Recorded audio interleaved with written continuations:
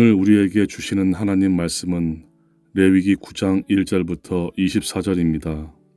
여덟째 날에 모세가 아론과 그의 아들들과 이스라엘 장로들을 불러다가 아론에게 이르되 속죄제를 위하여 흠없는 송아지를 가져오고 번제를 위하여 흠없는 순양을 여호와 앞에 가져다 드리고 이스라엘 자손에게 말하여 이르기를 너희는 속죄제를 위하여 순염소를 가져오고 또 번제를 위하여 1년 되고 흠없는 송아지와 어린 양을 가져오고 또 화목제를 위하여 여호와 앞에 드릴 수소와 순양을 가져오고 또 기름 섞인 소제물을 가져오라 하라. 오늘 여호와께서 너희에게 나타나실 것임이니라 하매 그들이 모세가 명령한 모든 것을 회막 앞으로 가져오고 온 회중이 나와 여호와 앞에 선지라. 모세가 이르되 이는 여호와께서 너희에게 하라고 명령하신 것이니 여호와의 영광이 너희에게 나타나리라. 모세가 또 아론에게 이르되 너는 제단에 나아가 내 속죄제와 내 번제를 드려서 너를 위하여 백성을 위하여 속죄하고 또 백성의 예물을 드려서 그들을 위하여 속죄하되 여호와의 명령대로 하라. 이에 아론이 제단에 나아가 자기를 위한 속죄제 송아지를 잡으매 아론의 아들들이 그 피를 아론에게 가져오니 아론이 손가락으로 그 피를 찍어 제단 뿔들에 바르고 그 피는 제단 밑에 쏟고 그 속죄 제물의 기름과 콩팥과 간 거풀을 제단 위에서 불사르니 여호와께서 모세에게 명령하심과 같았고 그 고기와 가죽은 진영 밖에서 불사르니라. 아론이 또 번제물을 잡음에 아론의 아들들이 그 피를 그에게로 가져오니 그가 그 피를 제단은 사방에 뿌리고 그들이 또 번제의 제물 곧 그의 각과 머리를 그에게로 가져오매 그가 제단 위에서 불사르고 또 내장과 정강이는 씻어서 단 위에 있는 번제물을 위에서 불사르니라. 그가 또 백성의 예물을 드리되 곧 백성을 위한 속죄제의 염소를 가져다가 잡아 전과 같이 죄를 위하여 드리고 또 번제물을 드리되 규례대로 드리고 또 소제를 드리되 그 중에서 그의 손에 한 움큼을 채워서 아침 번제물에 더하여 제단 위에서 불사르고 또 백성을 위하는 화목 제물의 수소와 순양을 잡음에 아론의 아들들이 그 피를 그에게로 가져오니 그가 제단 사방에 뿌리고 그들이 또 수소와 순양의 기름과 기름진 꼬리와 내장에 덮인 것과 콩팥과 간 거풀을 아론에게 가져다가 그 기름을 가슴들 위에 놓음에 아론이 그 기름을 제단 위에서 불사르고 가슴들과 오른쪽 뒷다리를 그가 여호와 앞에 요제로 흔드니 모세가 명령한 것과 같았더라. 아론이 백성을 향하여 손을 들어 축복함으로 속죄제와 번제와 화목제를 마치고 내려오니라. 모세와 아론이 회막에 들어갔다가 나와서 백성에게 축복하매 여호와의 영광이 온 백성에게 나타나며 불이 여호와 앞에서 나와 제단 위에 번제물과 기름을 사른지라. 온 백성이 이를 보고 소리 지르며 엎드렸더라. 아멘. 오늘 본문 레위기 9장에는 제사장 아론이 제사 규례에 따라 첫 번째로 제사를 드리는 모습을 볼 수 있습니다. 1장부터 7장까지를 통해 이스라엘 백성들과 제사장들이 드려야 하는 5대 제사에 대해서 설명했고요. 설명을 했으니 이제 필요한 것이 무엇일까요? 바로 제사를 집전할 제사장들을 세우는 것이죠. 그래서 8장에서는 그 제사를 집전할 아론과 그의 아들들의 위임식이 진행된 것입니다. 제사 설명했고 제사장 위임식 했으니 이제 남은 절차는 제사를 드리면 되는 겁니다. 그래서 오늘 본문 9장에서 아론으로 하여금 실제로 제사를 드리게 하는 것입니다. 보면 볼수록 레위기는 참으로 잘 짜여진 구조를 가지고 있다라는 사실을 알 수 있습니다. 첫 번째 단락인 본문 1절부터 7절을 보면 모세가 아론과 그의 아들들, 즉 종교 지도자들에게 첫 번째 제사를 드리기 위해서 준비해야 할 것들에 대해서 말씀하는데 1절에서 8째 날에 라고 말씀하지요. 성경에 등장하는 숫자들 중에는 중요한 의미를 가진 상징적인 숫자들이 있습니다. 그 중에 하나가 숫자 8입니다. 8은 그 자체로 의미가 있다기보다는 7 다음에 나오는 숫자라는 점에서 상징성을 갖습니다. 레위기 14장과 15장을 보면 나병 환자나 유출병 환자가 병에서 나은 지 8일 후에 제사를 드리라고 명합니다. 이것은 나병이나 유출병에 걸린 환자가 병이 낫고 7일이 지난 후인 8일이 되면 완전한 일상으로서의 복귀가 된다라는 것을 말하는 것이죠. 즉 숫자 8은 완전수를 의미하는 7 다음의 숫자로 완전한 새로운 시작을 의미합니다. 이런 의미에서 7일 동안의 제사장 위임식이 끝난 후에 오늘 본문의 8일째 되는 날에 제사를 드리는 것은 바로 이스라엘 백성들이 이제는 완전히 새로운 민족으로 출발한다라는 의미를 갖는 것입니다.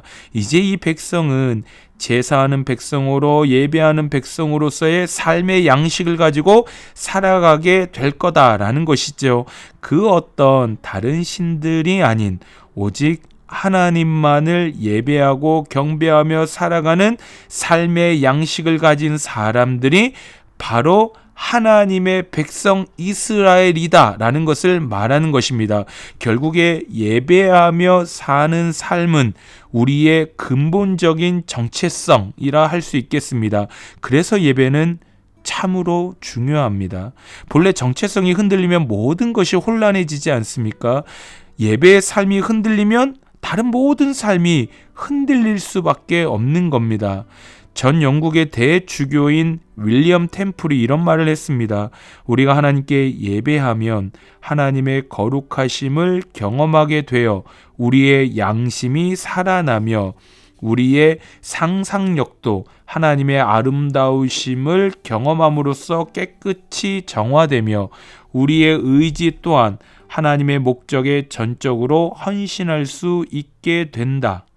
우리가 예배의 삶을 살아갈 때 양심부터 시작해서 우리의 의지까지 온전히 하나님께서 원하시는 사람으로 변화되고 회복되어진다라는 것을 말하는 것입니다.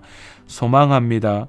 우리의 정체성은 바로 예배 드리는 사람이다라는 것을 기억하셔서 무엇보다도 예배 드리는 삶을 온전히 살아가셔서 삶의 전 영역이 회복되는 예배의 삶을 살아가시는 우리 모든 성도님들의 은혜의 삶이 되시기를 간절히 소망합니다.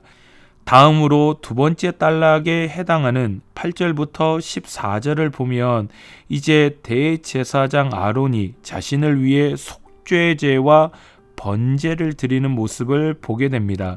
대제사장이라 할지라도 하나님께서 거룩하시기 때문에 그분 앞에 나아갈 때는 반드시 먼저 뭐를 드리나요? 속죄제라는 것이지요. 속죄제가 무엇입니까? 말 그대로 죄를 사하는 제사이지요.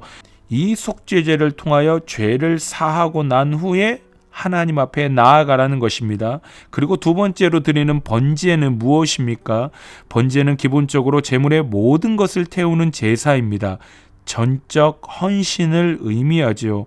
결국에 대제사장이라 할지라도 그 타이틀이 거룩을 만들어 주지 않고 나의 헌신을 말해주지 않기 때문에 속죄제 드리고 번제 드리며 하나님 앞에 나아가라 라는 것입니다. 하나님 앞에 나아가는 자는 직분에 상관없이 속죄제를 통해 죄사함의 은혜를 입고 하나님의 뜻에 온전히 순종하겠습니다 라는 번제의 헌신 고백으로 하나님 앞에 나아가야만 그것이 하나님이 원하시는 온전한 제사가 된다라는 것이죠. 다음에 등장하는 15절부터 21절까지는 이스라엘 백성을 위해 드리는 제사가 나오는데 동일하게 속죄제와 번제 순으로 제사를 드리는 것을 볼 수 있습니다. 마찬가지라는 거죠. 하나님의 백성이라는 신분이 거룩을 부여하는 것이 아니다라는 것입니다. 하나님의 백성이 되었다 해서 자연스럽게 하나님의 뜻에 순종해지는 것이 아니라 내가 순종으로 나아가는 고백이 있어야 한다라는 것입니다. 이런 점을 생각할 때 우리 주님께서 베풀어 주신 그 은혜가 얼마나 깊고 넓고 놀라운지를 다시 한번 깨닫게 됩니다. 비록 우리가 연약한 존재이지만 담대하게 하나님의 보좌 앞에 나아갈 수 있는 이유가 무엇입니까? 오직 예수 그리스도의 은혜로 말미암은 것입니다. 이 얼마나 큰 은혜인가요? 만약 우리가 우리의 어떠함을 가지고 예배에 나아간다면 우리는 항상 우리의 불완전성으로 인해 두려움과 염려 가운데 예배로 나아가지 못할 것입니다. 그러나 히브리서 10장 10절은 말씀하시죠. 예수 그리스도의 몸을 단번에 들이심으로 말미암아 우리가 거룩함을 얻었노라. 아멘. 주님께서 몸을 단번에 주심으로 우리는 거룩해졌고 그 은혜로 말미암아 예배로 마음껏 나아간다라는 것입니다. 예배의 자리로 나아갈 때마다 주님께서 베풀어 주신 이 놀라운 은혜에 감사하며 나아가시는 우리 모두가 되었으면 좋겠습니다. 동시에 오늘 본문에서 번제를 드렸던 것처럼 예배를 통해 하나님의 뜻이 깨달아질 때 그 뜻 앞에 전적으로 헌신하고 순종하며 살아가셔서 하나님이 기뻐하시는 예배를 드리시는 우리 모든 성도님들의 예배의 삶이 되시기를 주님의 이름으로 축원합니다. 이렇게 우리가 온전한 제사를 하나님께 드릴 때 하나님은 어떻게 하실까요? 기뻐 받으십니다. 영광 가운데 그 제사를 연락하십니다.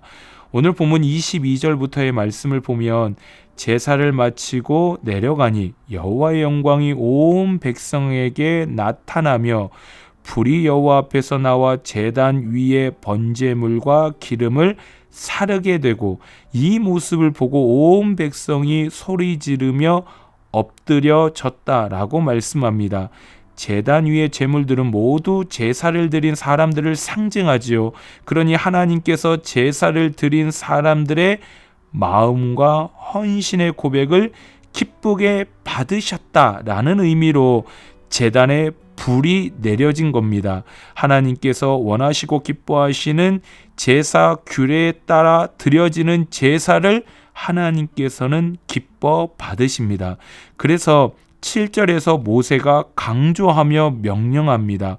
여호와의 명령대로 드려라 라는 것입니다. 너가 원하는 형식이 아니라 편하고 익숙한 형식이 아니라 온전히 여호와께서 가르쳐 주신 대로 명령하신 대로 드려라. 그럴 때 여호와의 영광은 가득하게 되고 그 영광으로 인하여 온 백성은 기뻐할 것이다 라는 것이죠. 이 시대는 하나님이 아닌 나의 편의성과 편리성에만 맞춰 예배를 편하게만 드려지는데 익숙해져 가 버리는 것 같아서 마음이 참 무겁습니다. 사랑하는 성도님들 꼭 기억하시면 좋겠습니다.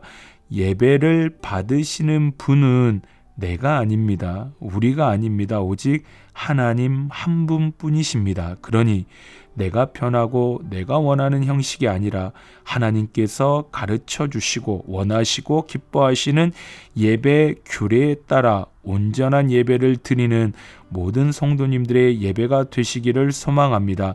그렇게 예배가 드려질 때 우리 하나님께서 기쁘게 받으실 것입니다. 여호와의 영광을 가득히 우리 가운데 채우실 것입니다. 우리는 그때 하나님의 놀라운 은혜를 경험하며 기뻐하게 될 것입니다. 우리 서문교회에서 드려지는 모든 예배가 바로 이러한 예배 되기를 간절히 소망합니다. 우리 말씀을 기억하며 기도하실 때 하나님께서 기뻐하시고 원하시는 온전한 예배를 드리는 우리의 예배의 삶이 되게 하여 주옵소서. 교회를 위해서 기도해 주실 때 서문의 모든 세대가 온전한 예배자로 세워지게 하소서. 우리 함께 두 가지 기도 제목 가지고 기도로 나아가겠습니다. 함께 기도하겠습니다.